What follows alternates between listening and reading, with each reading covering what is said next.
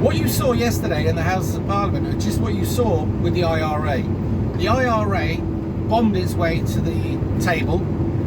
The IRA scared the living shit out of the British establishment and MPs and anybody in the political wing. And basically, during the peace talks, you either do what we want or we'll go and blow something up. Now, Islam obviously knows that we have a very, very weak set of government, MPs, police that don't want the backlash that Islam will give when it doesn't get exactly what it wants. And Keir Starmer has obviously put a flea in Lindsay Hoyle's ear, right? Hoyle, I should say. And they've just sent the signal out that they will be bullied at any point and they will capitulate and do whatever it is that Islam wants, or that Islam will get nasty and they're scared of Islam. Now, fuck the fact that the British public have been at the sharp side of Islam's ways for the last 40 fucking years. I mean, ask many of the girls in Rotherham. Ask how many people have been raped, beaten, stabbed, gang violence, harassment, and any other fucking vile and disgusting thing that's come out of Islam. Now, I have to say for this, not everybody in Islam is this way, right? I have to make that clear because fucking legal reasons, if nothing else. But Islam, extreme Islam, is waging war, and the other nicer side of Islam will do nothing to stop it. What's going to happen now is the very fact that the government has shown they're weak. More and more violent threats will come towards them. Now, the government are frightened of two things. A, that Islam takes all its voters, sets its own party up, and Labour's dead in the war then, right? But it also is frightened of a Joe Cox thing, all right? Which you want to look into that, but that's another story. The MPs are terrified, and I mean shit fucking scared, of any sort of violent reproach from Islam if it gets the hump over anything that it doesn't get, right? How many times have you seen a bully throw its toys out and batter something because it wasn't happy about whatever? And how do you deal with a bully? Well, you don't go and ask it nicely not to do it, do you? But I'll leave the rest to your imagination, because I've already recorded this video once and had people go through it and gone, might have gone a bit far there, Si. So at the moment, this is me being measured. What we need to do is accept the fact that the people who are ruling this country are gutless cowards and are unfit. They need to be gotten rid of. What we need is people who have been in the services, or have been in the front line, or have done difficult and challenging jobs and did them to the best of their abilities regardless of the threat to them. Alright? So, ex-firemen, ex-army, ex-decent police, the services, maybe some in the RNLI, maybe people that have done really seriously difficult jobs. I don't know. What we need is people who are British, who are nationalists, who love this country, and regardless of the threat to them, still do the right thing. That's the important thing. Now, there have been MPs in the past that did the right thing, okay? Erin Eve got blown up, for fuck's sake, right, by the IRA, but it didn't stop him. There were many other MPs back in the past that did the right thing regardless of the threat to them, all right? The threat is going to get worse, especially now that you've actually signalled to these people that you will be bullied and that you're utter cowards, all right? You're fucked. You're absolutely fucked. For your own safety, I would suggest that you step down. And I'm serious about this. As much as I'm disgusted with you and can't fucking stand you, there is a sort of a sense of, you're fucked. I can't put it any better way. You've announced that you will be bullied, so you will be bullied now without hesitation. They'll be flat out on you. What we need is a new government that can't be bullied, don't give a shit. And when Islam pokes its fucking head above the parapet and starts getting leery, it needs to be dealt with the police, with the army, whatever it fucking takes. This is an army that are in here to take over. Now, if they go to their own fucking party, which is what they tried to do before in the past but hasn't worked, if they did, they vote en masse. This is how Islam works. And Labour know this, which is why Labour are literally sucking on the cock of Islam, all right? They're terrified of them, but they need them. All the imams in these Labour Labour places, right, they get their people to vote their way. They tell them, especially the women, but even the men, you will vote this way and this is how it is. Okay, and off they go. And they vote en masse and they get things done. Now, there was a hustings the other day where a white guy wanted to go and appear. They turned him away. Muslim people turned him away. Think about that. But that aside, The very fact that they can vote en masse means that Labour in many of these places would be cast out. Now, how is it that Labour governments of past have literally turned down investigations into grooming gangs? Why? Well, apart from the fact that we're paid. Secondly, they also knew that if they did this, it would be the end of Labour's seat there. So rather than do the right thing and look after the girls in that town, fuck them, I want to keep my position of power. Now that shows degeneracy, that shows malice of forethought, that shows it's just fucking wrong in every fucking sense of the word. Well, the war has been declared on the West, okay? Islam, his only intent is to take over by any means necessary. Now, at the moment, they've already said that they only need to use the legal system. They don't need to wage a war on us because our legal system is so fucking basically flawed that it will give them or pave the way for them to take over. It's exactly what they're going to do, right? They will threaten, they will bully, they will do whatever it is to get more and more Muslim people in positions of power. When they reach 50%, they'll call for a vote on Sharia law, at which point they'll get it. And at which point, I'm a dead man, but I've accepted that. But there's a lot of you out there, like you women, your lives will I can't tell you how much it will change so dramatically. And there will be some of you that will try and stand up for the reasons why you should wear your whatever clothes you want to wear and be free to go wherever you want and do your TikTok. You will fall short of Islam. Islam will make an example of you. So be aware of that. All of the freedoms that you had before, all gone. Music, forget it. Parties, forget it. Alcohol, forget it. Pet dogs, forget it.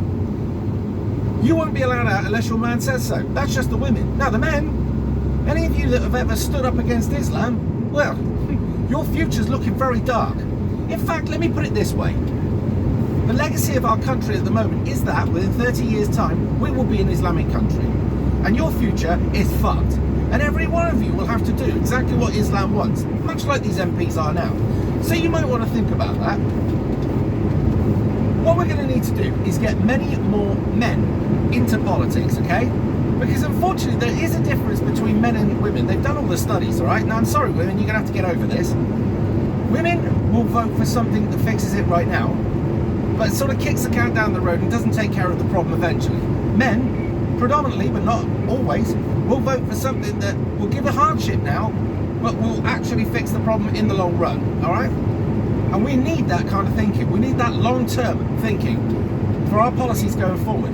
Because the policies that we are going to need to enact, by the way, are going to be tough, sudden, and there's going to be a massive pushback.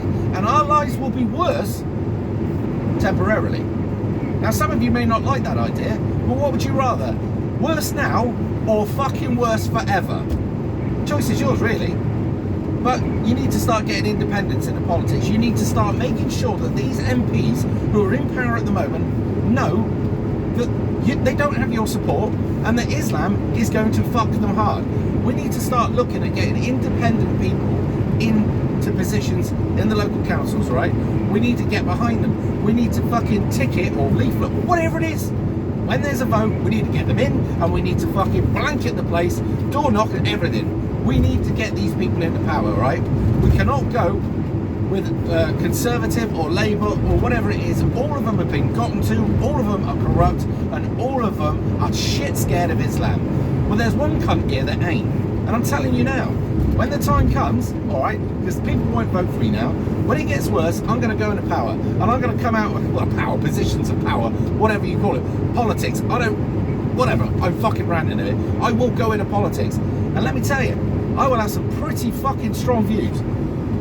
But by that time, all of you lot will as well. Because so many of you are waking up right now, I can't tell you. But what we're going to need is really, really rigorous politics. The sort that will fucking ban, by the way, political correctness, wokery, all the rest of that shit, feminism, and all the other crap that weakens our society, all right? And what we'll end up doing is saying to Islam, it's this fucking simple. We don't want you anyway, right? And this is the Islamic way, okay? That's your thing, not ours, all right? This is a fucking Christian country. But if you wish to remain here, you will find the extremists amongst you and you will give them to us, which we will deal with them in the legal means, right?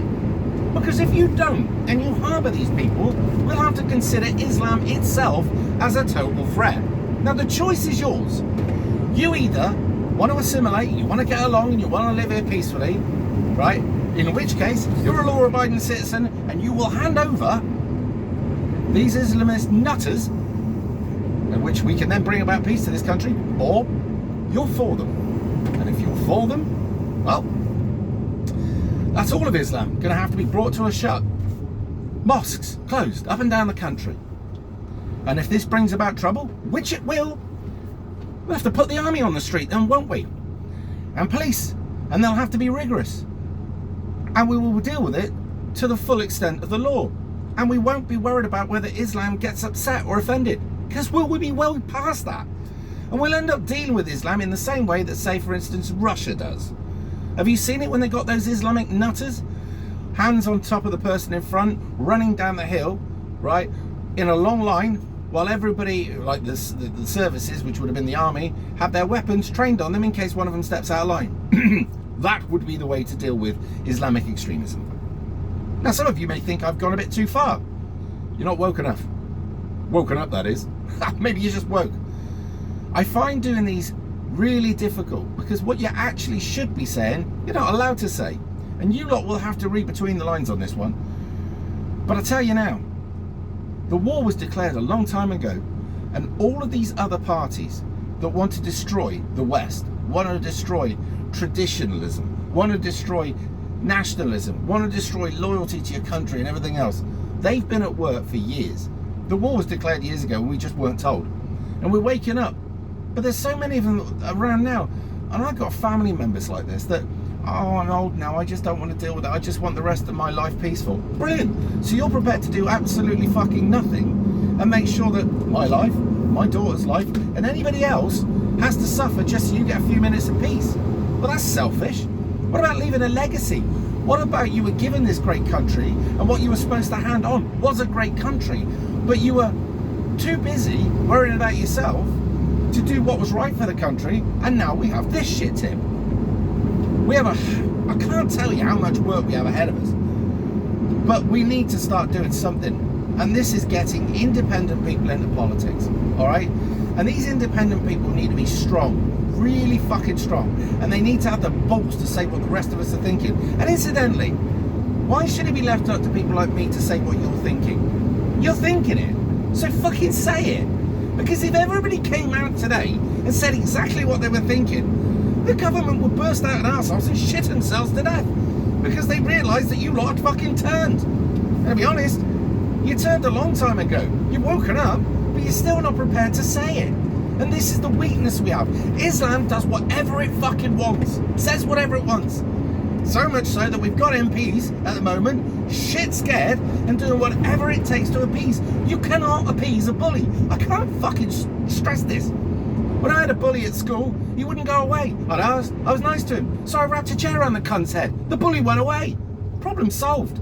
And I was the second smallest in my year, believe it or not. Now, I'm not suggesting you put a chair around any cunt's head, but that was an example of me dealing with a bully. But bullies cannot be appeased, because bullies know they get what they want when they're nasty. But bullies, like anything else, do not like to be met with equal fucking levels of whatever you want to call it. And I had to go easy there. Did you see that? Now, while I don't call for any violence at all, what I do want is very strong measures from the system that is there allegedly to protect us.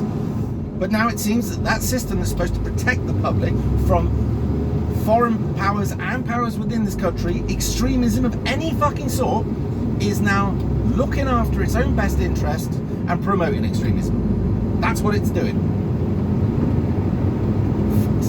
Now, if any of you want to chat to me about this, there will be a link to Discord in the description. Remember, I have other channels. I have Rev on a Rant, which I do lives from. I have Simon Evans, I have Man Up, and I have a plant called Dave Green. Big Dave Green. That's an interesting one. I'm on Twitter, I'm on Facebook, I'm on Telegram, alright? But predominantly, if you want to come in and speak to me and you've got something on your mind, join Discord, where there's other people who think the same, as yourselves, join Discord, and we'll talk about it. And if you've got something that you need me to know about, come into there and talk about it. Now, I'm telling you this, I will eventually go into politics, because by the time I go into politics, things will be so fucked up that they'll listen to somebody as blunt as me, and I will be blunt.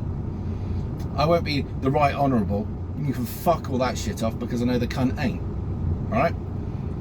Unless we've got some decent politicians in there, and then I would use the term. When it gets really shitty, and a lot of people are trying to move to other countries and get away from it, I'm going to stay. And in the long run, I will probably be killed standing up for this country politically or whatever. I accept that. I accept when I first started this channel 8 years ago, when many people thought I was a racist or a bigot or whatever it was, and family members dropped me and friends dropped me, and many people thought I was extreme.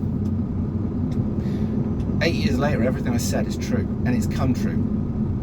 And the thing is, people will come round and are coming round. When they eventually get to the time when I get to politics, they'll be so desperate for somebody who speaks like me that I'll win. And I will get into politics. And people will want people like me to stand up at the dispatch box and say, this is bollocks, you need to do more, or we need to send the army in, or we need to ban this, or we need to close the borders, we need to eject people. And I should imagine at which time, before that happens, the system will try to shut people like me up. I accept this, because that is the way it is, but it doesn't stop. Anyway, I shall now carry on in roadworks when nothing is happening. And I'll be live Saturday night on Rev on a Rant. That's my other channel, because I can't live stream on this channel for reasons. And we'll be discussing this particular topic and others. You'll get your chance to call in if you want to come speak to me then. The number will appear on the screen. Have your say. If you haven't called in before, it's very simple. I am very chatty. If you're, come in, be a new caller, tell me something. Tell me something we don't know. Tell me something interesting. You don't have to give me your name or anything like that. And I'll delete all the phone numbers at the end of the live stream anyway, so I don't have any details. Alright? But if you want your say, and you've got something interesting to tell us, like that policeman the other day, call in. Anyway, Friday traffic already at 8:30. Fucking amazing. I'll see you in a bit.